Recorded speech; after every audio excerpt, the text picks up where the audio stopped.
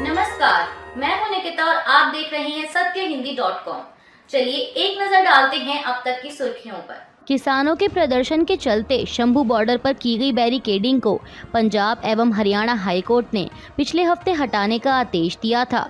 Court ने अपने आदेश में हरियाणा सरकार को 1 हफ्ते में बैरिकेडिंग हटाने को कहा था और अब कोर्ट के आदेश के मुताबिक सरकार के पास बैरिकेडिंग हटाने का आज बुधवार तक का वक्त है।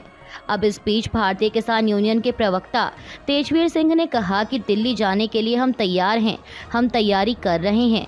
उन्होंने कहा कि हमें तैयारी पूरी करने में 5 से 7 दिन का वक्त लगेगा। वहीं किसान नेता जगजीत सिंह डल्लेवाल ने कहा कि जैसे ही हरियाणा सरकार बैरिकेड्स हटाएगी वैसे ही किसान एमएसपी गारंटी कानून की मांग लेकर दिल्ली की तरफ बढ़ेंगे। आपको बता दें कि एमएसपी की मांग को लेकर किसान फरवरी से शंभू और खनौरी बॉर्डर पर धरना दे रहे हैं। हरियाणा में होने वाले आगामी विधानसभा चुनाव से पहले राज्य सरकार ने ओबीसी वर्ग में क्रीमी लेयर को लेकर बड़ा फैसला लिया है। राज्य सरकार ने ओबीसी वर्ग में क्रीमी लेयर के लिए सालाना आमदनी की अधिकतम सीमा 6 लाख से बढ़ाकर 8 लाख कर दी है। इसमें वेतन और खेती से होने वाली आमदनी शामिल नहीं है। मीडिया रिपोर्ट्स के मुताबिक इसके अलावा राज्य में पिछड़े वर्गों के लिए आरक्षण भी बढ़ाया गया है।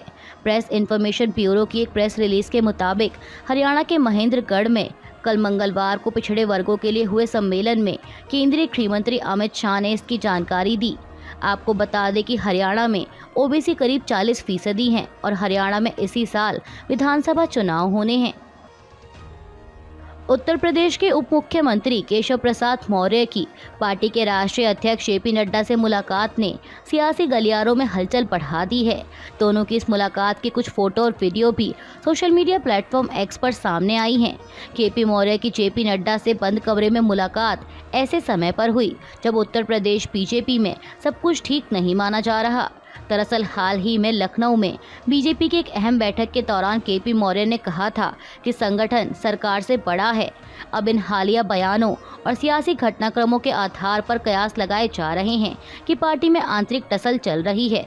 हालांकि सूत्रों के हवाले से समाचार एजेंसी एएनआई ने बताया कि केपी मौर्य और जेपी नड्डा के बीच यूपी के राजनीतिक हालात, राज्य में आए लोकसभा चुनाव के नतीजे, राज्य सरकार के कामकाज, प्रदेश में संगठन और सरकार के बीच तालमेल और समन्वय सहित कई मुद्दों पर व्यापक चर्चा हुई। लेकिन अब सवाल ये भी उठ रहा है कि यूपी के दूसरे डिप्टी सीएम या सीएम योगी जेपी नड्डा से मिलने दिल्ली क्यों नहीं पहुंचे।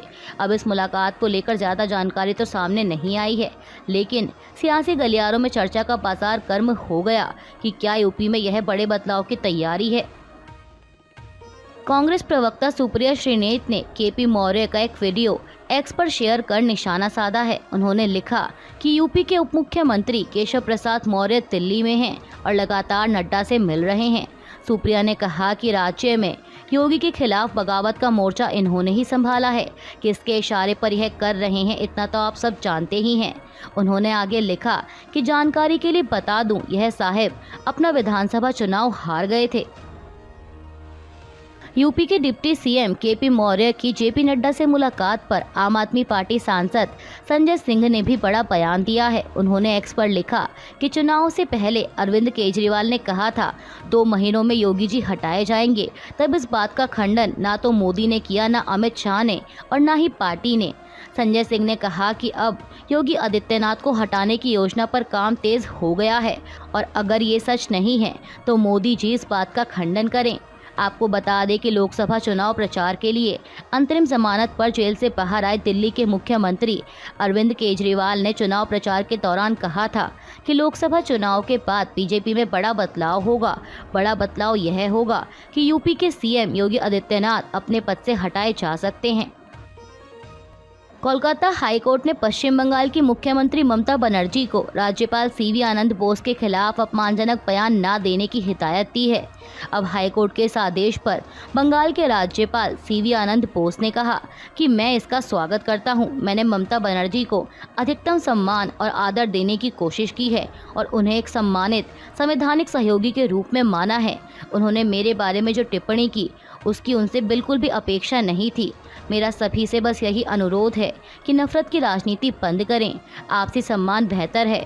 वहीं अदालत के इस आदेश पर टीएमसी नेता कुणाल घोष ने कहा कि हाईकोर्ट का एक अंतरिम आदेश आया है, हमारे पास आदेश की प्रति नहीं है। मुख्यमंत्री ने कभी भी राज्यपाल के खिलाफ अपमानजनक शब्दों का इस्तेमाल नहीं किया। तेलंगाना के मुख्यमंत्री रेवंत रेड्डी ने घोषणा की है कि कल गुरुवार 18 जुलाई से 1 लाख रुपए तक की कृषि ऋण माफी लागू हो जाएगी। 18 जुलाई की शाम तक किसानों के ऋण खातों में यह पैसा जमा हो जाएगा।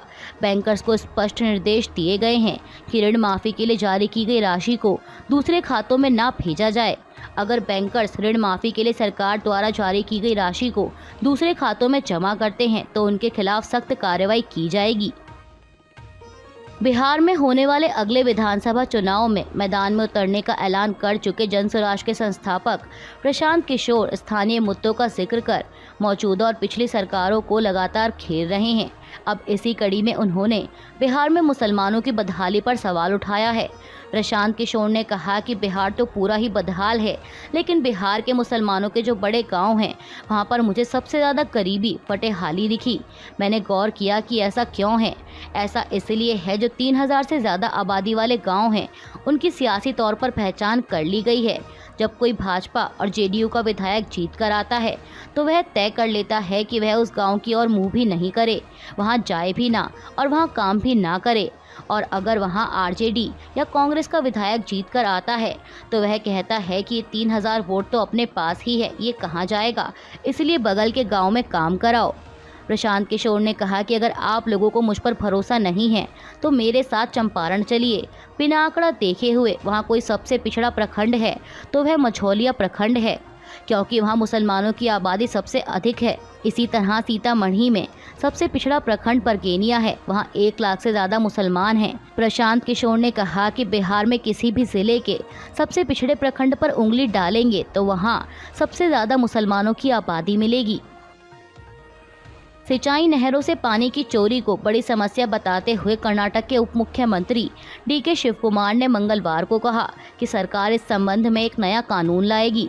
डीके शिवकुमार, जो कि जल संसाधन मंत्री भी हैं, उन्होंने विधानसभा को बताया कि वे ऐसी गतिविधियों को नियंत्रित करने के लिए 1 सप्ताह के भीतर एक विधेयक पेश करेंगे। उन्होंने कहा कि विधेयक लगभग तैयार है। नरेंद्र मोदी के नेतृत्व वाली एनडीए सरकार ने कल मंगलवार को नीति आयोग का पुनर्गठन किया, जिसमें 4 फुल टाइम मेंबर और 15 केंद्रीय मंत्री शामिल हैं, जिनमें भाजपा सहयोगियों सहित 15 मंत्रिपदेन सदस्य या विशेष आमंत्रित सदस्य होंगे। एक आधिकारिक अधिसूचना के अनुसार प्रधानमंत्री नरेंद्र मोदी नीति आयोग के अध्यक्ष बने रहेंगे और अर्थशास्त्री सुमन के बेरी इसके उपाध्यक्ष बने रहेंगे।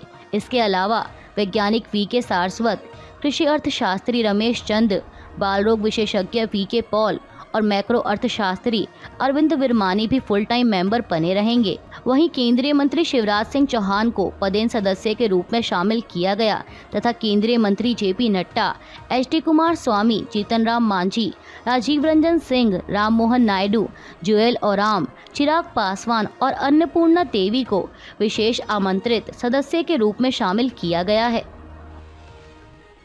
ओमान के पास समंदर में एक ऑयल टैंकर जहाज के पलटने की खबर सामने आई है। यह घटना 15 जुलाई को हुई। इस जहाज पर अफ्रीकी देश कोमोरोस का झंडा लगा हुआ था। इस जहाज का नाम प्रेस्टीज फॉल्कन है। ओमान के समुद्री सुरक्षा केंद्र ने जहाज के पलटने की जानकारी एक्स प्लेटफॉर्म पर साझा की। समुद्री सुरक्षा केंद्र के मुताबिक जहाज पलटने की सूचना मिलते ही तलाश और बचाव अभियान शुरू कर दिया गया। जहाज पर सवार 16 सदस्यीय दल लापता हैं। इनमें से 13 भारतीय नागरिक और 3 श्रीलंका के हैं। बीते दिनों पाकिस्तान सरकार द्वारा पूर्व प्रधानमंत्री इमरान खान की पार्टी पीटीआई पर बैन लगाने की खबर सामने आई थी, जिस पर कई देशों की प्रतिक्रिया भी देखने को मिली और पाकिस्तान सरकार के इस फैसले की आलोचना भी हुई। अब इस बीच पाकिस्तान के विदेश मंत्री इसहाक डार का एक बयान सामने आया है। उन्होंने मंगलवार को मीडिया से बात करते हुए कहा कि इमरान खान की पार्टी पाकिस्तान तहरीक-ए-इंसाफ पर प्रतिबंध लगाने का अंतिम फैसला अभी नहीं लिया गया है। उन्होंने कहा कि पहले हम इस मामले को देखेंगे, उसके बाद हम अपने सहयोगियों से बात करेंगे। पीटीआई पर प्रतिबंध लगाने का फैसला कानून और संविधान के मुताबिक लिया जाएगा। कानून के खिलाफ राजनीतिक फैसलों जैसा कोई फैसला नहीं होगा। हमास के खिलाफ इजराइल का सैन्य अभियान लगातार जारी है और इजराइल के ताज़ा हमलों में कम से कम 50 फिलिस्तीनियों की मौत हो गई और कई लोग घायल हुए। हमास के नियंत्रण वाले स्वास्थ्य मंत्रालय ने यह जानकारी दी। स्वास्थ्य मंत्रालय के मुताबिक इनमें से एक बड़ा हमला दक्षिणी शहर खान यूनिस में हुआ, जबकि दूसरा हमला सेंट्रल गजा में हुआ है।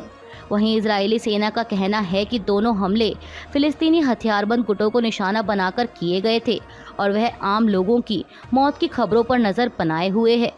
अभी के लिए बस इतना ही। बाकी की खबरों के लिए जुड़े रहिए सत्यहिंदी.com के साथ।